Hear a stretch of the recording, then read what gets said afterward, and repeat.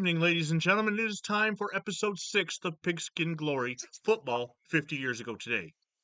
This week, we're talking about November 21st through 30th. There's 2 weekends of football and Thanksgiving, so a lot to talk about. Let me introduce the cast going clockwise, starting to my right.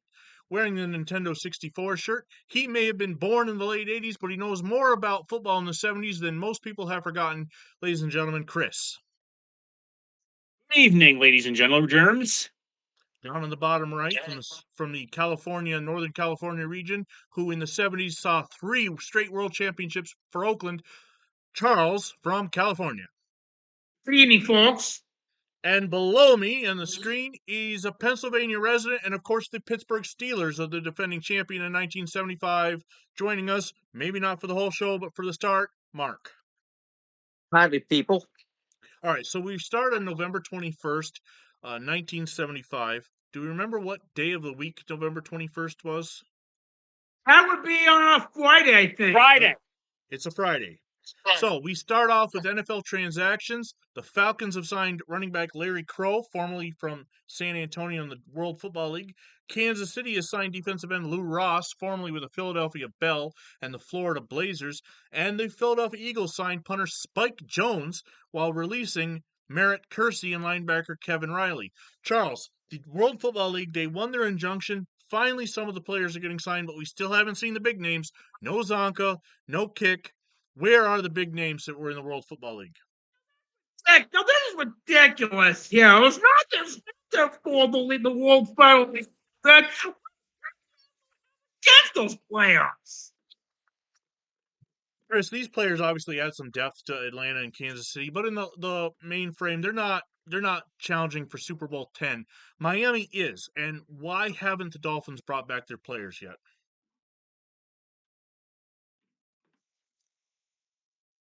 Chris? I think, and it's really surprising because remember, Miami's had some injury issues, and I know Nottingham and Mercury have looked good, but at some point you might need some reinforcements given they've had some injuries. You also had, big name quarterbacks out there like Sonny Sixkiller and Daryl LaMonica. Mark, the Lions have had quarterback issues, but they're not bringing in any of the big guns from the World Football League. With the end of the regular season coming up, what is Detroit waiting for? Yeah, I have no idea. That's a good question. You need all as many arms as possible if you're going to make a playoff push. Moving on, we have some college classics that are coming up to settle some bowl games this weekend. Michigan plays Ohio State. Of course, the two coaches, Schembechler and Woody Hayes, are always front and center in that one, plus Nebraska and Oklahoma. Chris, how big are these games as far as the postseason bowls are affected?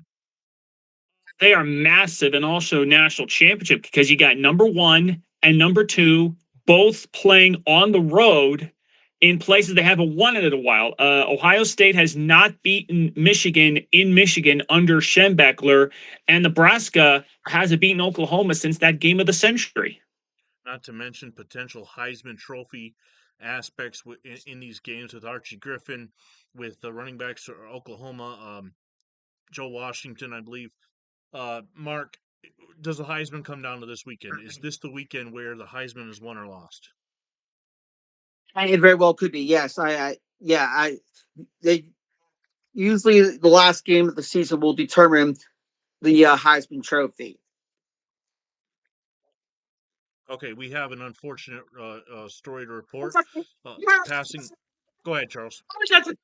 Before we get that, I have more information on the winner of this game. The winner of this big game, Ohio State, Michigan, will go to the Rose Bowl. The loser goes to the Orange Bowl. But if there's a tie, the both sides will go in Pasadena because of a better overall record. That's a good point. Ties, of course, still a thing in 1975. Now, some unfortunate news to report. November 21st, 1975, passing away, and former end from the Green Bay Packers, Al Nordgaard. He played for them in 1934. There's no obituary that I could find online.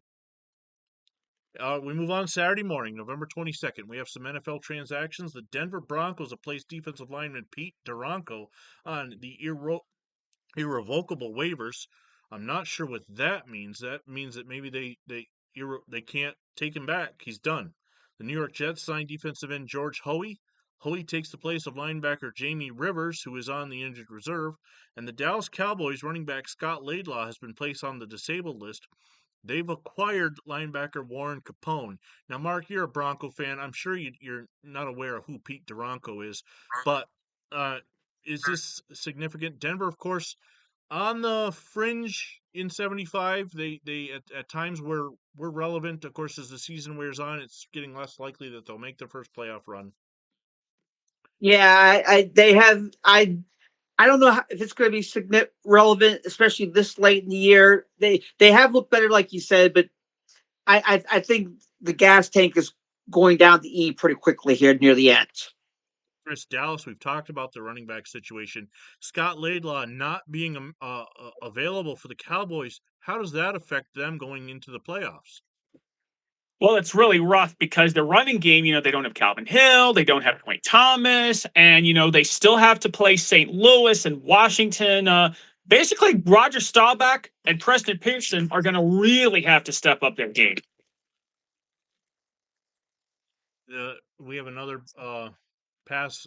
This one is actually much more recent player. Jim Lee Hunt played for the Patriots, the Boston Patriots, from 1960 to 1970. So all of the American Football League run plus the first year in the NFL. He was a defensive end and defensive tackle. Looking at Hunt's accolades, he his number 79 was retired in a Foxborough ceremony, and so that was huge. Just 4 years later after that night to pass away. This is a shocking news in 1975, and for the Patriots organization, there might even be some players that still were teammates of his up through 1970 on the Patriots roster. Now we get into some of the games. It's Ohio State and Michigan. Number 1 beats number 4. The Buckeyes win 21-14. It was yet another matchup of Bo versus Woody for all the roses. Michigan, who had not lost at home since October of 1969, led 14-7 after 3 quarters on a day Archie Griffin was finally held under 100 yards, and 2 Michigan runners went over 100.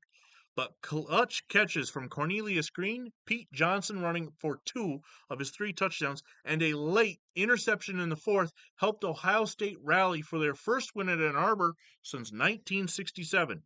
Ohio State, number 1 since October, heads to their 4th straight bowl and is number 1 and is 1 win away from a national championship. Mark, the Ohio State Buckeyes. Archie Griffin was held under 100 yards, but they're going bowling, and they are putting the rose in their teeth right now. What kind of season did Ohio State have? I think they've had a season that they were hoping for. You want to be in the Rose Bowl. You want to beat Michigan. You want to go to the Rose Bowl, and you want to compete for the national championship. And that's exactly what they're doing. Charles, what kind of disappointment for Michigan is this? And they granted, remember, the Big Ten will allow a second bowl competitor now, but still, they've got to be disappointed not to win the. Obviously disappointed because you may object that we don't play anybody. It's to beat them. You want to beat the best. You want to beat the Buckeyes, and when you don't, it's a letdown.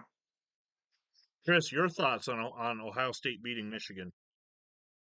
Well, again, as I mentioned, it's the first time Ohio State has won at Ann Arbor under Bo. First time they've won there since '67. And by the way, first Michigan home loss in 6 years. Okay. Yep. Wow, that's wow. Now, here's from this game: the touchdown specialist scores his 3rd of the day. This is Pete Johnson, short yardage specialist, and one of the leading touchdown scorers in all the nation. That's his 3rd touchdown of the day. That was all of Ohio State scoring, scoring against the Wolverines on this Saturday afternoon in Ann Arbor. Moving on from that game. Oops. Okay, here we go. Oklahoma versus Nebraska, the other big game. Number 7 Oklahoma shucks the number 2 Cornhuskers 35-10. Nebraska had looked dominant, and Oklahoma wobbly going into this latest rivalry clash. As for a change, it was Barry Switzer's team who was not higher ranked. This was a close 14-10 Sooner lead through 3 quarters, but Nebraska imploded in the 4th quarter, getting outscored 21-0. Big Red had 6 turnovers on the day, 5 of them converted for OU points. An Oklahoma team that 7 days ago looked to be on the ropes came back up when it counted and are once again the Big 8 champs and Orange Bowl bound to face Michigan. Chris, what does this do to the national championship picture? Well, it means Nebraska's pretty much out of it, and that Oklahoma's going to rise up. And you look at Oklahoma. If Missouri makes that field goal a week ago, they basically wouldn't have been able. Nebraska would have already been in, but Missouri missed the field goal, and they've had all of their wobbles. But hey, if there's one thing you can say about Barry Switzer, Oklahoma, they wobble, they weeble, but they don't fall down. And here's what the coach of Oklahoma had Barry Switzer had to say. Nebraska is a great team, but today they made some of the mistakes and turnovers that have hurt us in the past. We were lucky. If Nebraska hadn't made some of those mistakes, we would have had a hard time winning. We made a lot of mistakes in the first half, but we were going off football team to come back and counter on Nebraska's mistakes in the second half. Mark, how big is this Orange Bowl matchup between Oklahoma and Michigan?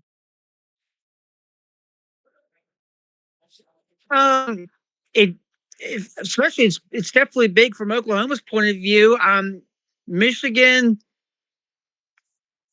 I'm not sure how they're going to feel or looking at it, knowing that they lost to Ohio State, but for Oklahoma, they're still hoping for an outside shot of the national championship. You got Barry Switzer versus Bo Schembechler for the Orange Bowl. On New Year's Day, you got Ohio State heading to the Roses, but the day isn't over on this Saturday, November 22nd. Let's move on. Kansas State versus Colorado. Number 9 Colorado tames the Wildcats 33-7. The Buffaloes already knew they were Blue Bonnet Bowl bound. Say that 10 times quickly. Win or lose against the Southwestern Conference runner-up. But you wouldn't have noted on this day, as they had nothing at stake big picture. The game was basically over after Billy Waddy returned the opening kickoff 100 yards for a touchdown. The Wildcats missed a field goal on their first drive, and it took the winds out of their sails for a Wildcat team that went winless in Big 8 play. Chris, Colorado had nothing really to play for, and yet they still came out and made a statement against Kansas State. What does that say for the Buffaloes' morale going into the Blue Bonnet Bowl? I think it says a lot how they didn't allow that Nebraska debacle to creep into their minds, because if you remember, they got blown out by Nebraska, but they've done their part since then. And Colorado's one of those teams that if they were in another conference, they could be the best. But again, they're stuck behind the big 2 of the Big 8. And hey, credit to them, and they'll get their chance to prove that they're still a very good team. Anybody else want to comment on this game before we move on? Not this one. All right, moving on. The Penn State and Pitt. Mark, we're saving this one for you. Number 10, Penn State edges Pitt 7-6. Tony Dorsett followed up last week's Notre Dame masterclass with 125 yards against a solid Nittany Lion defense. But Pitt kicker Carson Long undid Dorsett's dashes by basically costing the Panthers 10 points. A missed extra point and their second quarter touchdown and 3 missed field goals, all in the game's final 5 minutes. What does this say? What does this do for Penn State to wrap up their season with this victory over Pitt? I think it does a lot. It's an interstate rivalry, and you look forward to that. Pitt's up and coming. They got Tony Dorsett, and I think it'll help them out big time going towards which bowl game they're headed to, if any, and into next year. Chris, Tony Dorsett had another masterclass of a game. Does he enter 1976 as your Heisman favorite? I think he's going to have to be, because he's the only star running back of 75 who's back next year. Muncie, Pete Johnson, Archie Griffin, Ricky Bell, they're all going to be gone. Dorsett's going to remain. The question, though, is will Carson Long be back next year, because he single-handedly cost them the win today? Charles, if you were Carson Long, where would you be hiding out on the Pitt campus tonight? The Pittsburgh Panthers? Yes. Yep. Probably hanging in his dorm room and not speaking to the press or anything. This was a crushing loss. Oh, those Panther special teams. We got Notre Dame versus Miami years before it was Catholics versus convicts. The Fighting Irish rocked the Hurricanes 32-9. Huh.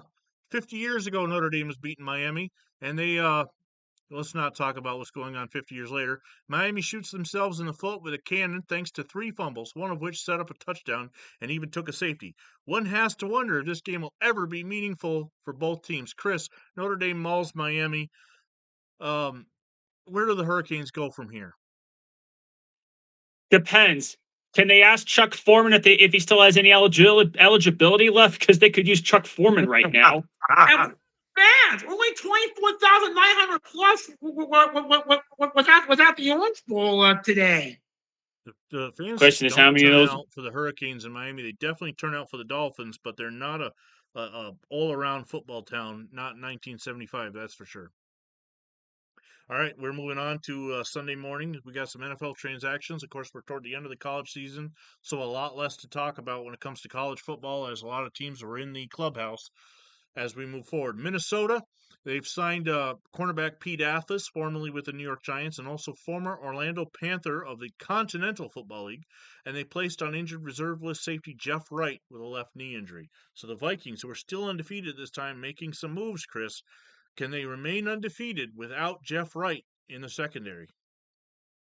Now, considering Athos has some pro experience, it doesn't hurt. And when you look at how Minnesota's had a knack for doing recently in the playoffs, this is the type of move that could benefit them.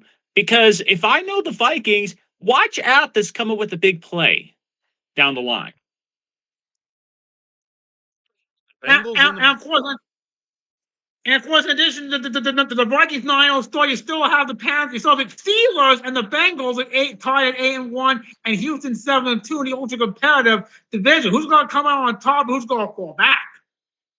The Bengals and the Browns. Cleveland shocked Cincinnati 35-13 when the 8-1 Bengals took a 23-12 lead against the 0-9 Browns. It looked like business as usual. And then disaster struck as Ken Anderson, fresh off his 447-yard Monday night masterpiece, injured his back and had to leave the game. Mike Phipps had his best game ever, 298 yards, 2 touchdowns. Greg Pruitt ran for 121 yards, and Cleveland got a pick-6 off backup quarterback John Reeves. Cleveland, amidst a schedule from hell, proved that nothing is ever certain in a rivalry game. For Cincinnati, this was a classic donut game. Buffalo last Monday night, Houston next week. Mark, the Browns will not go winless. Will we ever see a winless team in the NFL? I'm hard pressed to see anybody with who you currently have in 75. You have some bad teams, but these teams are just too much talent on anybody to stand up and lose every single game. Charles, what do you think happens if Ken Anderson doesn't get hurt? Do the Bengals hold on and win this game? It's very possible. But Ken Anderson or not, you're supposed to beat the Cleveland Browns. But as Chris Albin said at times, the old donut game, the trap game, and the Bengals fell right in that trap. Patriots versus the Bills is an AFC East matchup. Buffalo outscores New England 45-31. This was as wild as it gets. Steve Grogan threw for 365 yards. Sam Bam Cunningham ran for 100. Joe Ferguson threw 4 touchdown passes, and the juice was loose as he caught 2 of them, as well as scoring twice on the ground. Pat Summerall had a great line about this one in This Week in Pro Football. In this classic defensive struggle, the score stood 31-all. But the Patriots shot themselves in the foot with 11 penalties and 5 turnovers. In the end, Simpson scored the last 2 touchdowns to salt this one away. The Bills got more good news with Miami's loss to the Colts, which we'll talk about in a minute. If they can win on Thanksgiving at St. Louis, the AFC East is suddenly back in play for Buffalo. Chris, the Bills put themselves back where they want to be. Going forward, how does this look as we'll look at the play here from one of the touchdowns? How are the Bills feeling after the end of this game? They're feeling a lot better because, unlike last week, they couldn't take advantage of the Miami loss. Well, this week they win this wild game. Miami loses, Cincinnati loses, Houston could lose tomorrow night. Now they do have to play St. Louis on Thanksgiving Day. Yes, the Cardinals used to play on Thanksgiving Day, but if Buffalo can find a way to win, they got New England again, Minnesota. The Bills can still win this. They're not out of it yet. If the Bills were out of it last week, they're back in it this week. You got to remember, of course, we just had a very controversial touchdown in our last episode between the Rams and Redskins. This one maybe not as controversial, but had replay existed in 1975, I don't think J.D. Hill scored. It looked like he was closely. down. They dropped the ball at the 1 yard line, and that occasion what it could have been a touchdown. No, he didn't fumble. No, Look at his knee.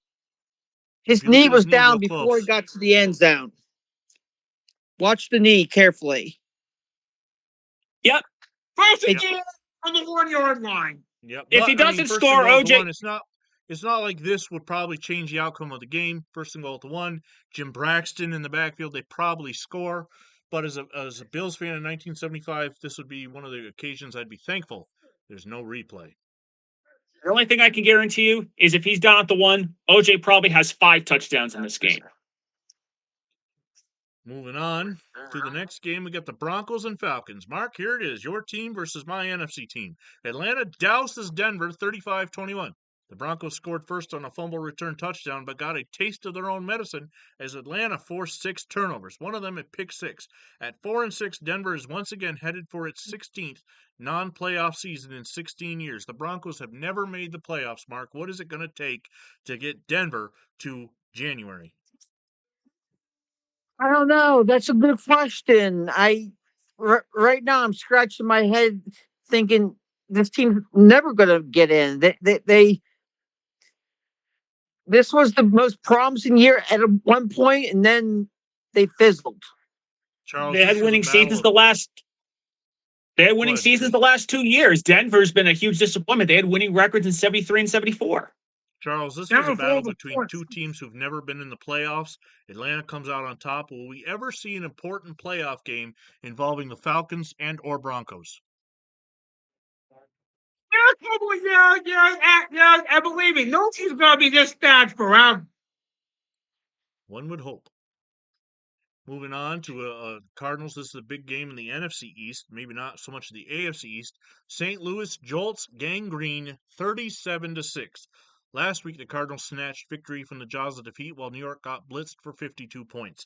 Both teams held the form today. Terry Metcalf and Mel Gray each scored 2 touchdowns, and I imagine Mel Gray's touchdowns were not controversial, while the Jets had 3 turnovers, including the pick 6.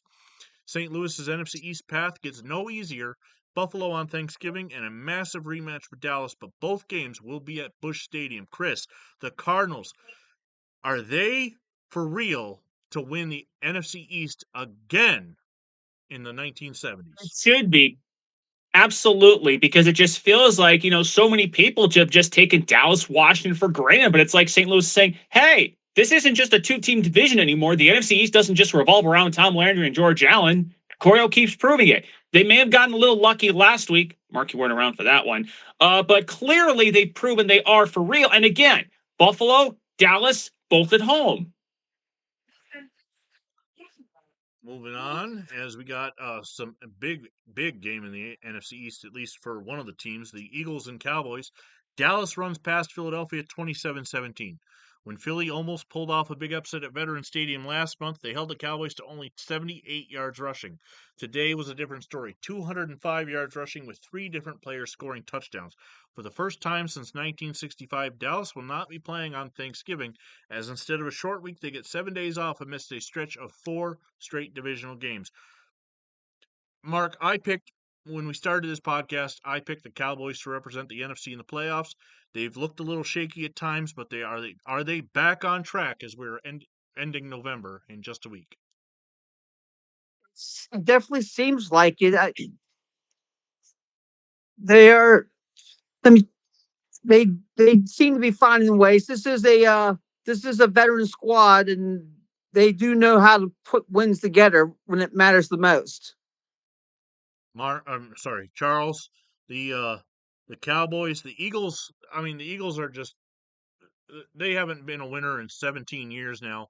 The Cowboys, however, they missed the playoffs in 74. They're fighting for their playoff lives in 75. Where do the Cowboys go for the rest of this season? Do they go into the playoffs, or is it going to be 2 years in a row looking out? And they continue to play the way they did today against the Eagles. They're gonna be there's still a game back of St. Louis in the ultra competitive NFC East. And again, it depends on what the Redskins do in their game. They're also at least tied for the wild card, given what Detroit does in their game. They're 6-3 coming into this afternoon. Once upon a time, this was the NFL championship, but today it's two teams playing out the string. The Giants versus the Packers, and Green Bay pummels Big Blue 40-14. These two teams used to be the best in football, and now, they just play. Green Bay had 4 sacks, 5 takeaways, 2 John Hadle touchdowns, and a partridge, and even a safety in a pear tree. The Pack is back, at least versus the NFC East in 1975. Chris, any thoughts on this game? This was truly one of the games of all time. This was our grandfathers. This was the heavyweight championship of the football world. Now it's essentially Played in 1958 at Yankee Stadium. again 61, 62. It's like the Yankees and the Giants by the mid 70s, past their prime. We move on, Charles, to your team, the 49ers versus the Saints. San Francisco snores past New Orleans 16-6. The first time these teams met, there were 3 return touchdowns. In their first matchup indoors, the big stat was San Francisco's 4 sacks while allowing just 1. The Niners got 2 touchdowns and allowed 0. This was truly one of the games of all times, Charles. And maybe one of those so-called games of all times and a snooze fest. But the Niners will take any when they get it back to 5-5 and feel a little more confident going into 1976. All right, we got Lions and Chiefs. Kansas City outlasts Detroit 24-21 in overtime. On a day where both teams ran for over 200 yards and the Lions came back from a 10-point fourth quarter deficit, the difference turned out to be a missed Lions extra point. Thus, instead of a 22-21 Detroit triumph, the game went into overtime, and Jan Stenerud broke the hearts of another team. Kansas City under Paul Wiggins once again played up to their level of competition, having already beaten the highly regarded Raiders and Cowboys. For Detroit, this was a brutal loss with games against the Bears and Minnesota on deck, the extra point miss may end up being the one that got away. Mark, Detroit, you never know what to make of these Lions. They're struggling with 2 quarterback injuries, but yet they're in these games and they're sticking around, and then their kicker cost them a chance at a win here in the fourth quarter. Yeah, missed extra points will come back to haunt you big time. If nothing else, missed field goals are one thing. Missed extra points, that's the biggest sin in football. And now they got to play the Rams on a short week. Good luck with that. We got the undefeated Minnesota Vikings and the winless San Diego Chargers. 9-0 Minnesota beats 0-9 San Diego 28-13. We talked about the winless teams earlier with Cleveland, undefeated with Minnesota. However, the worst faced the best and acquitted themselves well as a 21-point underdog thanks to 2 touchdowns by Jesse Freitas and a 2-2 stalemate in turnovers. But the Vikings got 4 sacks and ran the ball better thanks to Chuck Foreman's 127 yards and 3 touchdowns. The Chargers are now alone as the worst of the worst after Cleveland won, while Minnesota has only 1 home game left amidst tricky road tests on deck at Detroit, at Buffalo, and at RFK at Washington next week. Charles, Vikings, Chargers, what happens first? Do we have a 1-loss Minnesota or a 1 victory San Diego? Because it obviously didn't happen on this day. It's gonna be a 1-loss one by the Vikings because in the next 3 games, they're next week 3 of the final 4 games they are on the road in tricky spots. The Lions, Buffalo, both of them fighting for the playoff lives, and the Redskins next week. Chris, Who knows? Chris, Chuck Foreman doing it on the ground for the Vikings, scoring 3 touchdowns. What were you more impressed with as far as that? Were you no, we don't have that touchdown. Okay. Were you more impressed with Chuck Foreman's performance or with the fact that San Diego kept themselves in the game? San Diego came to San Diego. I mean, you're used to Chuck Foreman looking good, but the Chargers, a team that I said a week ago couldn't beat a CFL team, played their asses off in bad weather, no less. All right, we got the Grey Cup, guys. Le Coupe de Grey as Les Alouettes de Montreal versus the Edmonton Eskimos. In the 63rd annual Grey Cup, the Eskimos as edge Les Alouettes 9-8. The 9-8. 9-8. What are we playing? Baseball? The 1975 installment of Canada's Super Bowl was defined by bone-chilling Calgary weather. 15 degrees Celsius and a 25-kilometer-per-hour winds. Hey, Google, how fast is 25 kilometers per hour in miles?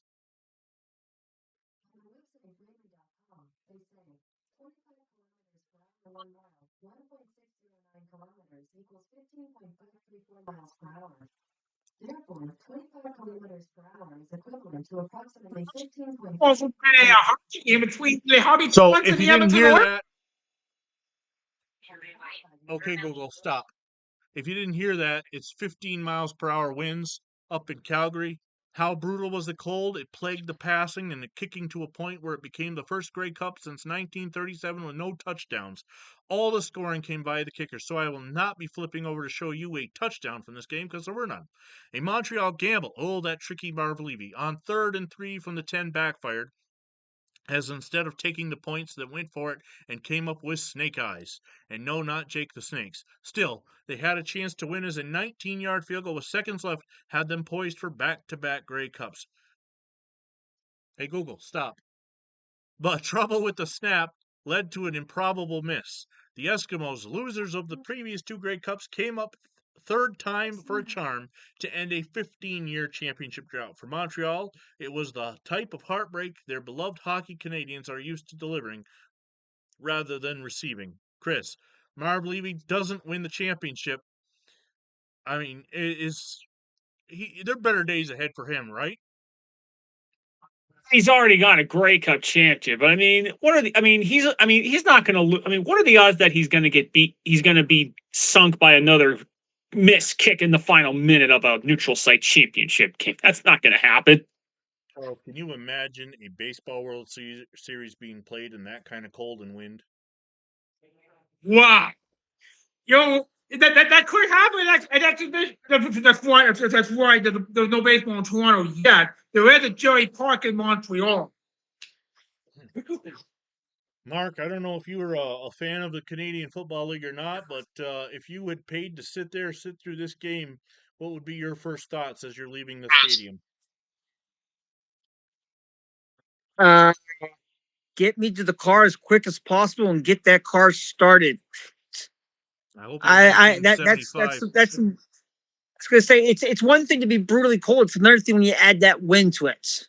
I hope your 1975 Crown Victoria has a good heater. Probably not.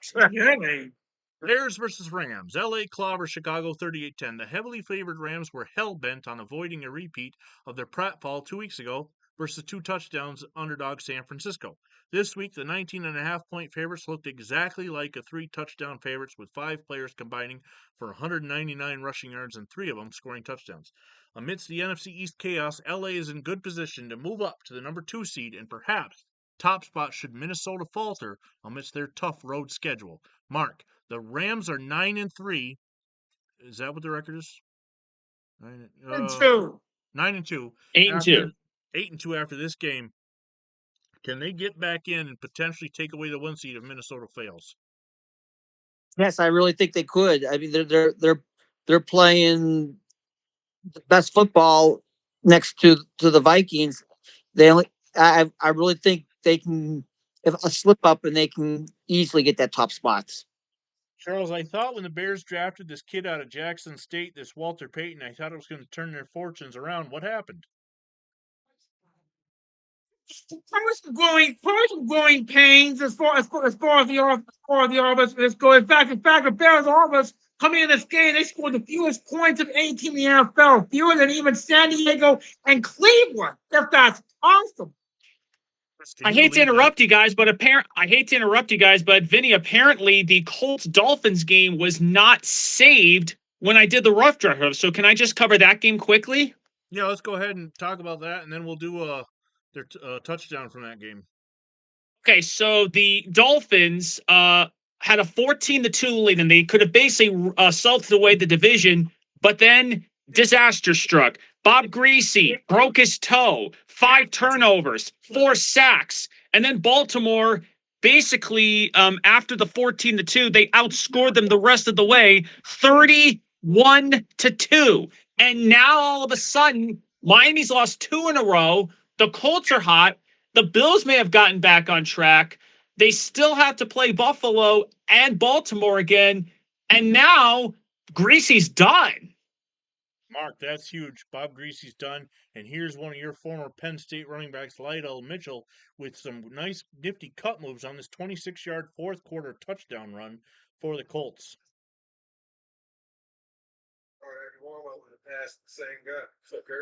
Mark?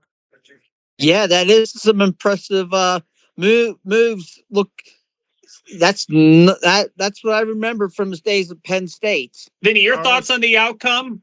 Charles, Bob Greasy breaking his toe. The Dolphin dynasty could be done thanks to a small appendage on a foot. Wow.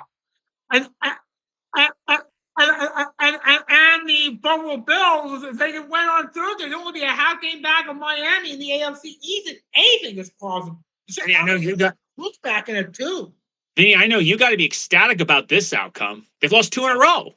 Being a Bills fan, somebody who in a previous life would have been a Baltimore Colts fan in the NFL, seeing Miami lose to either one of them is great. It's hard with them being in the same division, but yeah, Miami is the antithesis of both of them to me. And if I had been alive in the 70s, it would have been a rough time in that division.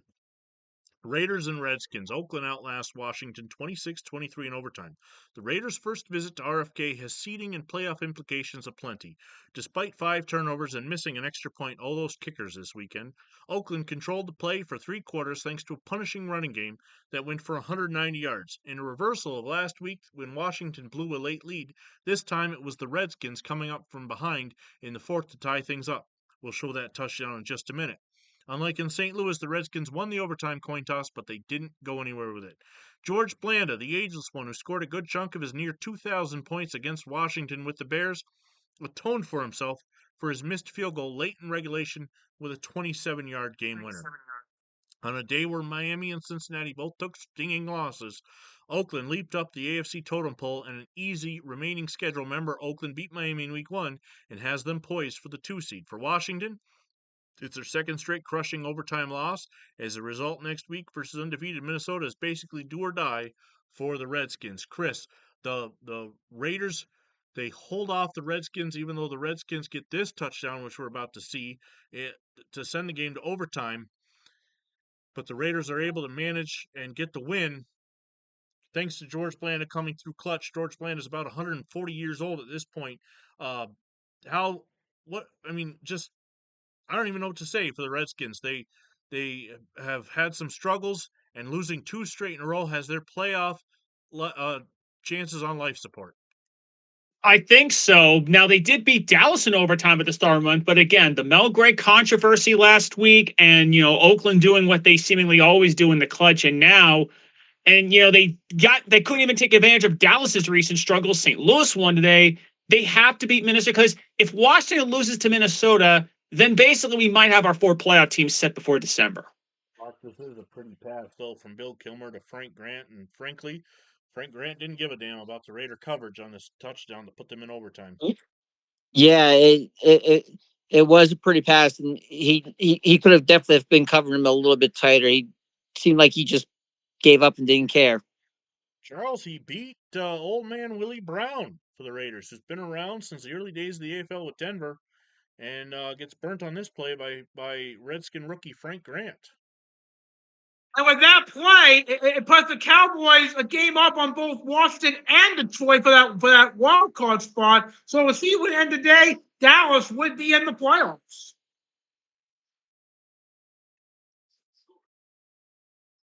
All right, remember the Heidi game of 1968 when the Raiders game ran so long it conflicted with an NBC movie? This time it was the opposite. Oakland and Washington went long enough where another movie was joined in progress, this time Willy Wonka and the Chocolate Factory. If the complaints of 68 were from football fans, this time it was the kids, and the parents were not amused. So, guys, if you are a fan of YouTube, follow Jaguar Gator 9. Check out this video of the NFL versus Willy Wonka. Chris, who wins the battle of NFL versus the Chocolate Man? Basically, the Raiders, because it seems like NBC needs to just learn a lesson. Don't schedule a premiere movie when the Raiders are in the late slot game. You're damned if you do, and if you're damned if you don't.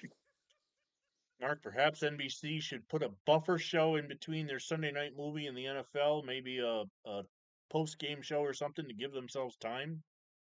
Yeah. I think that would be a really good idea. Of course, out on the West Coast, Charles, where you live, the game would be shown in its entirety. The movie would be shown in its entirety anyway, because usually the West Coast goes from live sporting, has other programming in between, so this wouldn't have affected you. Right. Right. But for the East Coast viewers and Central Time Zone, they're affected. Moving on to Monday, just real quick, our weekly look at some high school football. This time we're going to go to Ohio as Cary wins the state title in overtime duel. That's some basketball. Woody Hayes denies plans for retiring, Chris. He's not stepping down. Are you surprised? Yes, because the rumblings have been if Woody wins that Rose Bowl, he may want. Does he go out as a national champion? Because a lot of people think Woody may want to go out a champion. He wants that heroic exit. Mark, you guys have a coach in Penn State, and Joe Paterno has been there for a few years. Would you be nervous as a fan if Joe Paterno was in this position where he's possibly talking retirement toward the end of a successful season? Yeah, I would be, especially I'd be like, especially considering the Paterno's a lot younger than Woody Hayes. I'd be wondering if he's talking about retirement. What's he thinking of? Where's he thinking of going? He's built Penn State up to a powerhouse the last several years. And by the way, Mark, just to look in the future, Mark, I thought after 2005, I honestly, Joe Pa was going to honestly go out in a blaze of glory after that triple overtime Orange Bowl against Florida State. I thought that would have been a possible time to go out on top. Yeah, that would have been a great time for him to have gone out. We got some more Ohio news as the Bucks clinch their fourth Rose Bowl. They're also eyeing the national title. We're talking about NFL quarterbacks. We've been talking about all season long. Now Ken Anderson joins the list. Looking down on the bottom, let's see, New England or NI football. That is Northern Illinois. Jerry Ippolito. It's kind of blurry, but he is 38 years old, a graduate of Miami, Ohio, the football coaching factory, and he's left the job. He's resigned. In Illinois. Huh? He is resigned, and I guess you could say he'll no longer be leading the Huskies. All right, so America's reporting on the Grey Cup. Here's how America covered it. This little blurb: Calgary Alta, UPI. David Cutler booted a 52-yard field goal on the final play of the third quarter Sunday, giving the Edmonton Eskimos a 9-8 victory over Montreal Alouettes in the Canadian Football League's Grey Cup. Wow, no mention of the 19-year. Wow, no mention of the fourth quarter miss. It's kind of an afterthought down in America, and that's the way. 50 years later, it's not much different. Even that the brief years where Canada came down to America, they didn't get a lot of coverage. Every now and then, especially if they have a big name player up there, ESPN will cover it. But here's the big injury news for the Miami Dolphins. Bob Greasy might be sidelined for the season. Mark, we've talked about this before with the quarterbacks. Ken Anderson and Bob Greasy joined the list of injured quarterbacks. What is the NFL going to do about this one? I don't know. I don't know that there's much they can do. It's unfortunate. They're both young. They'll both recover, but it is what it is. Unfortunately. Let's take a look at our teams right now in 1975 and think about what happens to them if the quarterback goes down. Mark, we'll start with you with Denver. Who's the quarterback in Denver right now? Is it Charlie Johnson still? It's Steve Ramsey. Steve Ramsey. Okay. So Denver's not really in the playoff chase.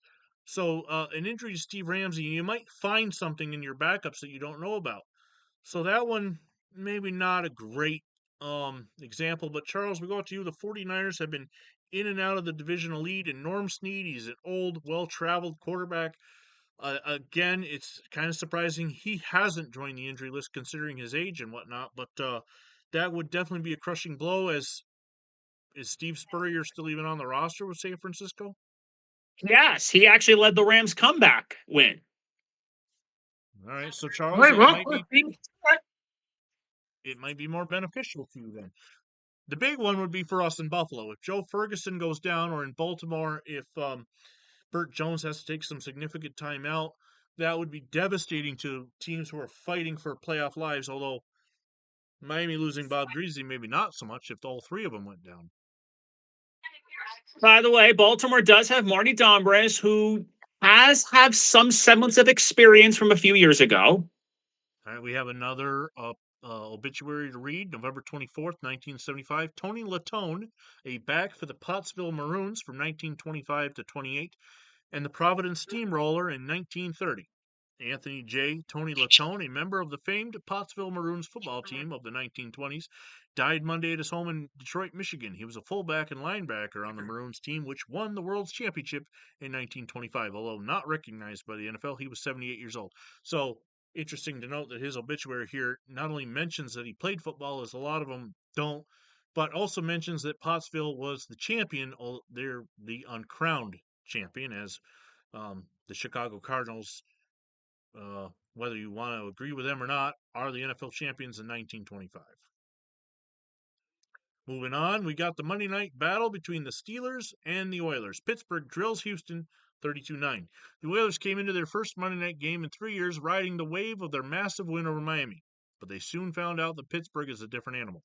The Steel Curtain forced five turnovers and recorded a safety, while Franco Harris's Italian Army ran for 149 yards and 2 touchdowns. Having swept Houston in a combination with Cincinnati's shocking loss at Cleveland, suddenly the AFC Central is opened up for Pittsburgh. With every passing week, the Steelers look invincible. It makes what O.J. Simpson did to them, Chris, in week 2 look even more incredible in retrospect. Yeah, because think about it. None of these other odds have even come close. And, Buffalo's the only team that's gotten to Pittsburgh. Here's a look at that. One of Franco Harris's runs, this one being a 4-yard run that put the Steelers up 9-3, and they never looked back, winning 32-9. Just it wasn't even touched till the very end. Charles, Pittsburgh, are they gonna repeat now that the AFC Central seems wide open for them? It's very possible for the Steelers haven't skipped a beat. Swept Houston, and I guess if some thought Pittsburgh might be a little fat and happy, they're not. Mark, what do you think that the fans in Pennsylvania, especially the western half of Pennsylvania, are thinking right now as we head into November or December, and Pittsburgh is in control of their own destiny? Right. Yeah, I think they're thinking that as long as they stay healthy, they're the team to beat. Not Oakland, not Minnesota, not anybody. I think they feel we can take care of anybody in the AFC, and we'll take care of business as usual in the Super Bowl. Is what they're thinking right now. Okay, let's take a look at the cover of Sports Illustrated for November 24th, 1975. It's a runner's game, and the pros like Cal's Chuck Muncie. Guys, where does Chuck Muncie go in the draft? I know Archie Griffin's getting all the publicity, and there's Ricky Bell, but I think I could see Muncie. He could maybe go to the Seahawks. Everyone's talking about where's Ricky Bell going to go. Well, if Ricky Bell were to, let's say, go to the Buccaneers, I think Seattle may want. You think Seattle should take a flyer on Muncie? Maybe. Well, the question would. Well, he's very capable, and don't forget, he's got Wesley Walker. And by the way, they've still got a shot at Pasadena. Remember, if UCLA loses to USC, then Speaking of Cal Muncie, the Cal Bears, who are 6-1 after beating Stanford in the big game, 48-15 on Saturday. And as far as Muncie goes, he ran 169 yards, had a couple of touchdowns. And remember, Charles, Cal's the only team to beat San Jose State thus far. Yeah. Only a few points. Moving on up, we got a new cover photo after that Redskins and Raiders game. This is That's Hendricks. Ted Hendricks, the Mad Ted Hendricks. Stork. Oh yeah, I should have looked at numbers to try and read the name. I'm not sure who the Washington back is, but that's Hendricks' big, massive frame clobbering him. Mark, do you remember that guy, Ted Hendricks, from the early mid '80s? Yes, I do remember him quite well. And, So and he had a couple big game against the Steelers too. We move on to Tuesday, November 25th, and Lou Saban ends the controversy in Buffalo. What controversy is that we're talking about? Well, Bills owner Ralph Wilson and his coach have apparently kissed and made up, and all the rumors surrounding Saban's imminent resignation have died out. That's good news for Buffalo, obviously, as Saban has returned the Bills to legitimacy after his brief venture to Denver and other places. But it seems like we're back on the same page with Wilson and Saban. Hey, by the way, baseball headline at the bottom. Dean Morgan, new manager for the Twins. Morgan, of course, having managed the Philadelphia Phillies and the first 6.5 years of the Expos history in Montreal. And we have Syracuse linebacker Ray Preston has joined 3 major candidates for the Heisman Trophy. They head to the 15th annual Kodak All-American Game. So here are your finalists. Running backs Tony Dorsett of Pitt, Ricky Bell of Southern Cal, and Archie Griffin of Ohio State, who are expected to battle for the Heisman Trophy, given the nation's Player of the Year, and won by Griffin last year, head the 12-man offensive team. Oh, this is the Kodak team, yeah. Oh, okay. No Chuck Muncie. Go figure. Yep. That's shocking. Are you surprised Muncie's out of it? Because, I guess that losing streak didn't hurt Ricky Bella. I'm kind of surprised that Muncie's not. Remember, USC's lost 3 in a row. John Muncie was still on the cover of Sports Illustrated. Naturally, when you're on the cover of that storyline, you should get some consideration for the Heisman Trophy. That's not necessarily the case. Back to the story. What do you think? Griffin, the only repeater from the 1974 Kodak team, and UCLA quarterback John Sierra were the only seniors named to the 5-man backfield. Bell and Dorsett are both juniors, and fullback Earl Campbell of Texas is the first sophomore chosen since 1969 when Carlos Alvarez of Florida was chosen. The rest of the offense is made up of seniors except for junior tackle Marvin Powell of USC, who at 6'5", 268 pounds is the biggest player on the 24-man squad. Henry Marshall is 6'3", 208-pounder who helped Missouri upset Alabama on the season opener, and Steve Rivers of the University of California was brilliant in the Bears' victory over USC, were chosen at end. Texas's Bob Simmons at 6'5", 245 pounds. Senior joins Powell at tackle. Selected at guard were Dennis Lick, 6'4", 245-pound senior, joins Wisconsin senior, and Randy Johnson is 6'2", 250-pound Georgia senior. And Nebraska's Rick Bonas was selected at center. What are your thoughts on that offense for the All Kodak team? Wow, no respect for Chuck Muncie. I mean, seriously, I know you got a lot of running backs, but I know there's a lot of, but still, I just can't believe Muncie got snubbed. By the way, you'll note the irony of a Randy Johnson, Vinny. I guess you could call him a big unit. Preston, we look at the defense. Preston, a 6', 215-pound senior from Lawrence, Massachusetts, played much of the season with various injuries, including a broken wrist. However, he helped lead the Orangemen to their best season in years. Joining Preston at linebacker are Dartmouth's Reggie Williams, a 6'1", 215-pound senior, Texas A&M senior Ed Simmons, and a 6', 215-pound senior who comes from Las Vegas. The brother combination heads up the defensive line, Oklahoma's Leroy and Dewey Selman. Leroy, 6'2", 226-pound tackle, and his brother Dewey, a 6'1", 257-pound end, were chosen to the line that also includes Alabama and Leroy Cook, and a 6'3", 205-pound senior, and Notre Dame. Guys, that is my Beagle Cookie trying to get his words in on this defense. The two Selman are the third members of the Selman family to be chosen to the Kodak team. Luscious Selman was chosen in 1974, and he now plays in the Canadian Football League. The five-member defensive backfield, Navy's Chet Mueller, Michigan's Don Dufek, Arizona State's Mike Haynes, and Ohio State's Tim, Foles? Texas A&M's Pat Thomas. With so many fine players to choose from, we're sure the coaches had a difficult time deciding who got the honors, said Dick Bartlett, director of Kodak's Presentation and Promotions Department. Your thoughts on the old Again, Kodak team? I mean, look at some of those couple of names on the defensive name that you guys might remember. Reggie Williams, Bengals, Mike Haynes, Patriots, Pat Thomas, Rams, and Leroy Selman, Tampa Bay.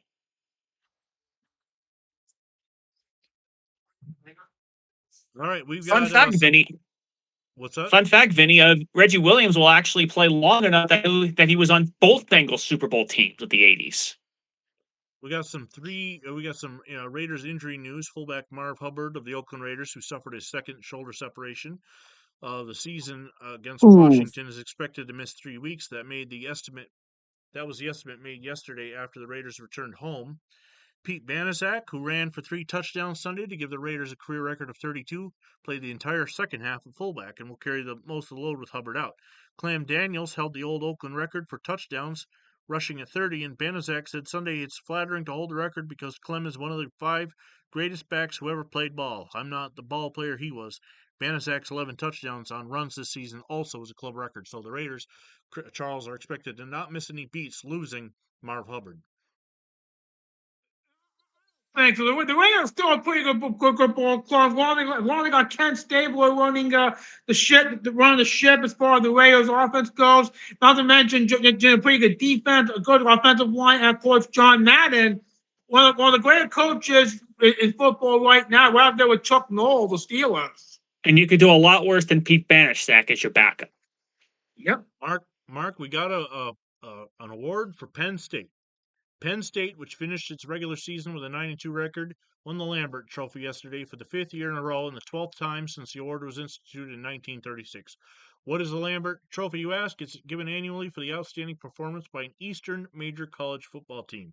The Nittany Lions, who will play Alabama in the Sugar Bowl, defeated Pitt Saturday 7-6. They received 5.5 of the 7 first-place votes and 68.5 points to 57.5 points for the Sunbound Pitt Panthers, which finished 7-4. Harvard, Ivy League champions, 10-7, winners over Yale, received votes, as well as the Crimson. That is the Crimson. Received 57 points, good for third place. Good award winner, Mark. I think so. They are the epitome of Eastern football. There isn't, not going to say for the South, but I up north definitely they are the best team in the East as far as I'm concerned. And no truth to the rumor, if Penn State won the Lambert Trophy, the question though is, did Jack Lambert present the Lambert Trophy?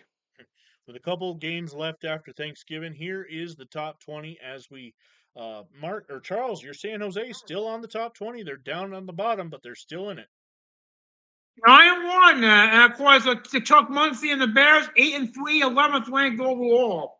And again, that 8-3 Cal team is there. Remember, 8-3 Cal, the Spartans' only loss, and that was with 2 minutes. So San Jose State is really only like 5 minutes away from being 10-0.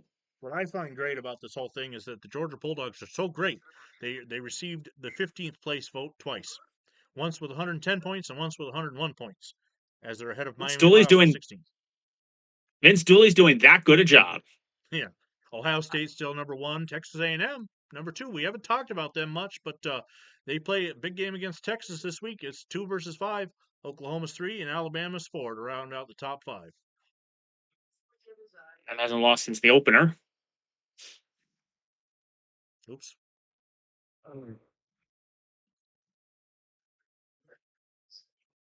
Moving on, college and NFL news. Here, Tarkenton is not among the casualties. That's a good thing, as he is healthy going in for the undefeated Vikings. And what is this one? Bill Battle, job security not his worry, as he may be fired soon as Tennessee's head football coach. But he says, maybe I ought to be worrying about it, but I'm not. I've been just about doing the best job I can coaching football right now. I've got Vanderbilt to worry about. Does Tennessee have a reason to fire Bill Battle, and where do they go from there if they do? Mark. I don't know that they have a reason necessarily to fire him. That, that's a tough call. Some other news here: the University of South Carolina has accepted an invitation to face the Miami Redskins of Ohio in the Tangerine Bowl. Ohio State's Ray Griffin, brother of 1974 Heisman Trophy winner Archie Griffin, has been named the Big Ten Defensive Player of the Week. University of Cincinnati extended the contract to football coach Tony Mason for 4 more years, and Kansas Athletic Director Clyde Walker announced Coach Bud Moore is receiving a new 5-year contract. And some pro football news for you, Mark. Tom Walker, a free agent who played the last 2 seasons with Jacksonville, has signed to play with the Denver Broncos next season, but not this season. Charles, some baseball news over here. The New York Mets of the National League have announced the signing of 1976 contracts by Joe Torre. I wonder who that guy is. Rick Baldwin, Skip Lockwood, and Ken Sanders. Employees are 35 years old. He's got and he totally took a maximum 20% pay cut to $101,000. Former MVP. Yep, 71. I wonder if Joe Torre will ever amount to anything in baseball. Hey, he's a former National League MVP, so he's done something. All right, now it's time to look at the NFL standings on this November 25th, Tuesday. Looking at the AFC, first, Pittsburgh is in first place. They are your number 1 seed right now. Oakland has jumped into the number 2 seed. Miami still the 3 seed, but right now your wild card team is Cincinnati. They can't go play Pittsburgh, so Cincinnati would play Oakland, and Miami would have to travel to Pittsburgh in the AFC. Mark, your thoughts on the AFC right now after 10 weeks. I think it's the only question I have coming out is who's going to win the AFC East. Oakland's going to win that division, I think, fairly easily. Pittsburgh and Cincy, it's going to come down to one of those two, and the AFC East is still up for grabs. And even if Miami somehow pulls it out, they're banged up, they're injured. I don't know if they're going to make a playoff push this year. Chris, Baltimore and Buffalo, they're 2 games back on the wild card, but only a game back in the division. What route is more likely for them in the last 4 weeks? Well, Baltimore and Buffalo both play Miami, but the difference is the Bills already lost to Miami in October. The Colts just beat Miami, and they get them ahead at home. So Baltimore can theoretically sweep, whereas the best the Bills can do is a split, and that's extremely critical. Charles, looking at the NFC right now, Minnesota's your 1 seed. St. Louis and Los Angeles are both 8-2, battling for that 2 and 3 seed, while Dallas is currently your 4 seed.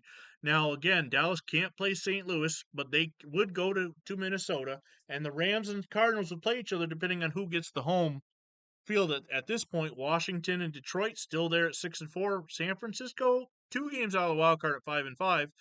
There's 4 games to go. Your thoughts? And there's a battle for the playoffs. Just to have a good final 4 games and see where the chips may fall. We want to get a good play some good football down the stretch and feel confident going into next year. By the way, Cardinals are the 2 seed because both teams have lost to Dallas, but I think St. Louis would get the 2 seed because the Cardinals' only other loss was to Washington. The Niners was to the Rams, so I think the Cardinals have the quote-unquote better loss. We already mentioned the free agent signing of Tom Walker. We've looked at the Monday night game, but here's a little news from Division 2. On Saturday, November 29th, Western Kentucky at Northern Iowa, New Hampshire at Lehigh, Northern Michigan at Boise State, Livingston University of Alabama will be at North Dakota. That's your Division 2 playoffs. I don't know if we'll get back to it again because that's something, we don't focus on the smaller colleges, but when we do get news, we try to report them. By the way, Rams actually are the 2 seed because they have a better division record than St. Louis. All right, it's now time for Thanksgiving Day, November 26th. We're on Thursday, right? November 26th? No, it's still Wednesday. It's Wednesday, okay. Reeves is like a Broadway understudy. Now, who is Reeves, and who are we talking about? We are talking about Cincinnati quarterback John Reeves. He knows how the Maytag repairman in those... There we go. Maytag repairman in those commercials feels. John, the backup quarterback, who was one of the loneliest jobs in pro football. but when he trots on the field, he's like a Broadway understudy. The playgoers came to see the star, but when the injury or illness sidelines number one quarterback Ken Anderson, John has to be ready to go. Charles, the backup quarterback in the NFL, could be the most loved person on the team, but he could come in and turn out to be the biggest goat of all. And I don't mean greatest of all time. Yeah, so say the star quarterback, the key quarterback goes down, you have to come in and you botch up a few plays here, you're gonna end up being labeled a GOAT. Thankless job of sorts. If you're the backup quarterback, you get a lot. You don't get a lot of playing time, you get a lot less money and a lot less respect. But for John Reed, probably the only alternative would be selling women's shoes, so he'll take it. And here's the scary part for Reeves. If his first start potentially is against the Oilers, I mean, he's not exactly facing the Browns. He's got to face the Houston Oilers next week. Yes. Not exactly an easy task. On this Wednesday, Ken Anderson's status is still questionable, so that's why we're trying to learn to see who is the backup quarterback for these Cincinnati Bengals, because he might be getting more playing time than you want to see. If you're Mark, Mark, would you say that's a pretty brutal possibility? The backup quarterback has to start against the 7-3 Oilers in a game that might knock Cincy out. Yeah, that's about as brutal as it's going to get if that happens. Other news from around Houston's the only game we can look ahead to. Observed Bengals defensive tackle Ron Carpenter when talking about the playoffs started. They're going to come in here with an attitude that they've got to win, and we'll have that same attitude. We're going to have it if we're going to make the playoffs. Now, Isaac Curtis received the highest commendations from his boss Paul Brown for playing with a still tender ankle and doing a tremendous job, and rookie running back Stan Fritz returned to his Oak Ridge, Tennessee home on Monday. He was called home because his mother underwent surgery, explained Brown. He'll probably be back tomorrow. News from the Cincinnati Bengals. Again, just in case you're joining us, I randomly pick a newspaper every day to look at, so sometimes we get news from Ohio, Florida, Miami. It just depends on what I come up with. Speaking of Ohio and high school football, Ben Hubbard is given an honor. His Colleran High School team won the Hamilton County League's American Division Championship this year in his second season with the Cardinals, and he's been named Division Coach of the Year. Looking at these three senior elder linemen who play their final game tomorrow, traditional Thanksgiving Day game against Western Hills. From left to right are Mark Weber, Ken Bulger, and tackle Joe Overbeck. Down in Oxford, Ohio, that's the University of Ohio Bobcats, Randy Walker. He's been named the MVP of Miami, so why is it coming out of Oxford? Oh, Miami plays in Oxford. No, Miami plays in Miami. I'm confused why it's coming out of Oxford. But anyway, Randy Walker's named the Redskins MVP. Close. There you go. Moving on. All right, we have an advertisement for Thanksgiving. 3 p.m. Buffalo Bills versus St. Louis Cardinals. It's special on TV5. Top-notch NFL football action as O.J. Simpson meets Terry Metcalf, preceded by Grandstand. I love how these they advertise football and try to get you tuned in like O.J. Simpson and Terry Metcalf are actually going to do battle on a field. Are you surprised they mentioned Metcalf instead of Jim Hart or Mel Gray? It's tough with the Cardinals because who really is the star? I mean, there's no question of who the Bills are going to, be their featured player. Even if OJ only runs for 15 yards and Joe Ferguson throws 4 touchdowns, OJ's still the main attraction. But when it comes to St. Louis, it's a toss-up whether it's your quarterback or your receiver or running back. I mean, they've got a threesome that, they're unsung heroes.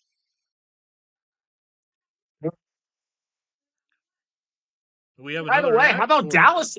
By the way, how about Dallas not playing on Thanksgiving? Yeah, that's a shocker. You expect them to play even back then. Charles, let's take a look at what's on CBS on Thanksgiving for WCPO TV.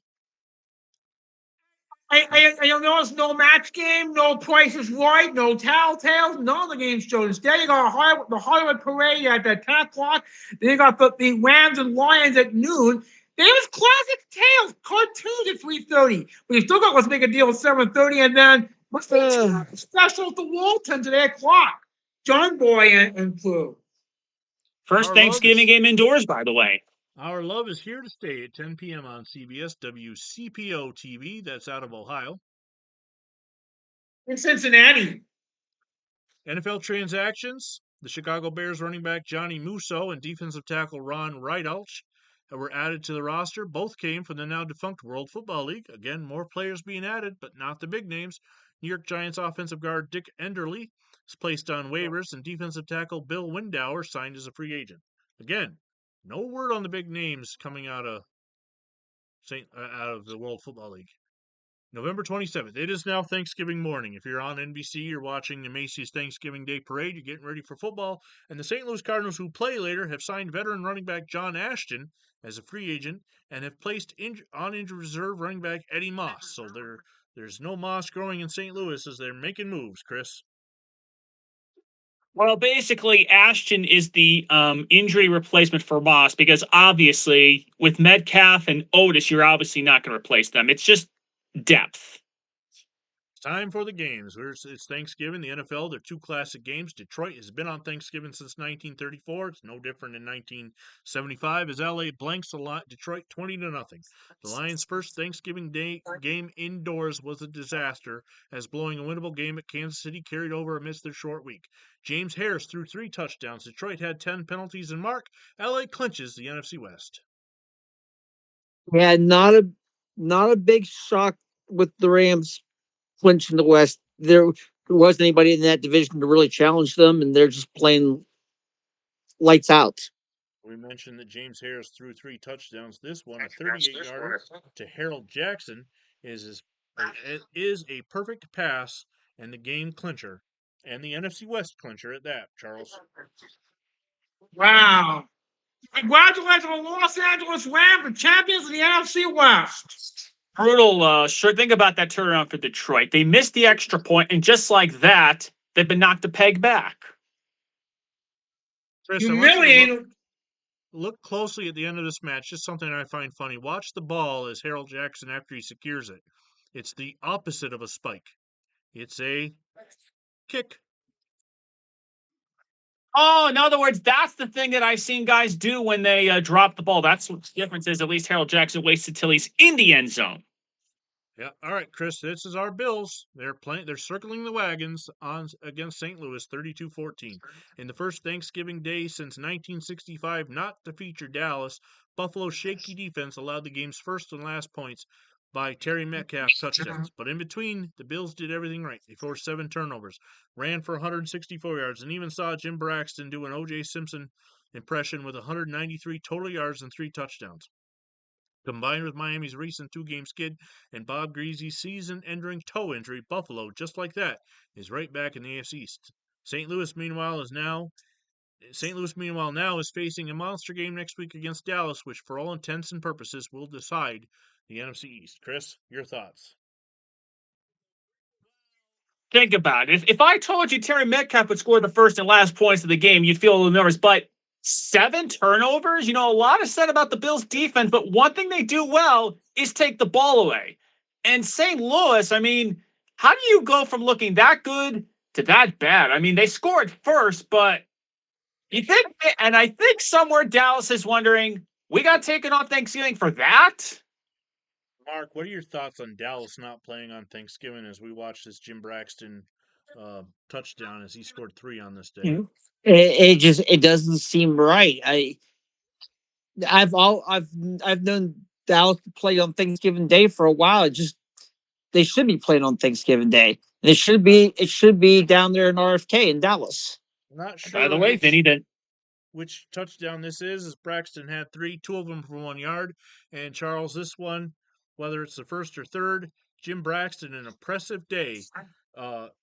If CBS, was this on CBS? No, this one is NBC. On NBC. If NBC is handing out Phil Simms Iron Award or John Madden's Turducken, who gets this? Is Jim Braxton getting a turkey leg on this day?